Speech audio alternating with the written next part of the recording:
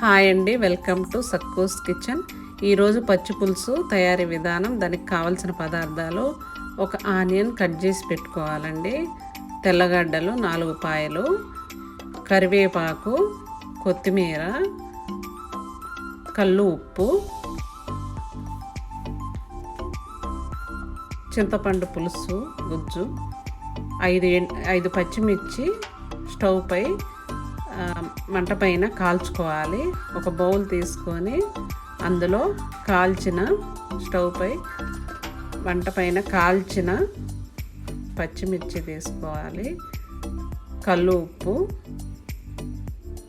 తెల్లగడ్డ, చింతపండు పులుసు గుజ్జు తీసి పెట్టుకోవాలి. ఒక నిమ్మకాయ సైజు అంతా నానబెట్టి గుజ్జు తీసి పెట్టాము. కరివేపాకు, కొత్తిమీర అన్నీ తీసుకోవాలండి. తీసి బాగా నలపాలి. బాగా కలిపిన తర్వాత మన చేత్తో చేస్తేనే చాలా చాలా టేస్టీ బాగుంటుందండి. కొంచెం ఆనియన్ వేసుకొని బాగా కలుపుకోవాలి. అవంతా పచ్చిమిర్చి అవి అంతా మెదిగేంత వరకు బాగా నలపాలి చేత్తోని కొంచెం బలంగా.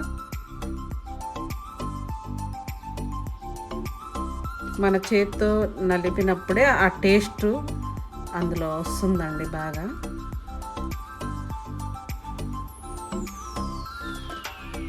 ఈ పచ్చి పులుసు మనకి ఏదైనా ఫీవర్ అట్లా ఉన్నప్పుడు ఇది పుల్లగా చాలా టేస్టీగా ఉంటుంది. నోటికి నీళ్ళు కలుపుకోవాలండి. కావాల్సిన తగినన్ని నీళ్ళు తీసుకోవాలి. పులుపు ఉప్పు చూసుకొని మిగిలిన ఆనియన్స్ కూడా వేసేసుకున్నాం.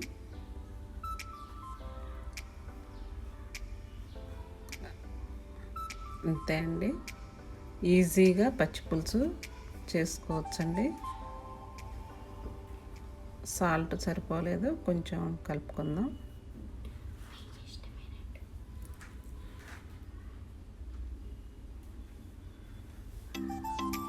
చాలా చాలా టేస్టీగా పుల్లగా ఉంటుందండి. కొంచెం బెల్లం కూడా వేసుకోవచ్చండి, మన ఇష్టం. వేడి రైస్లో రైస్ తీసుకొని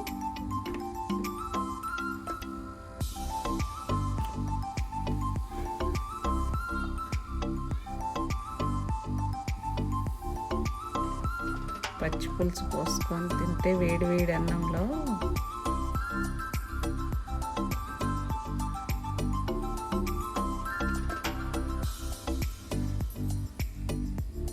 టేస్ట్ వేరే లెవెల్లో ఉందండి. ఓకే అండి, థ్యాంక్ యూ.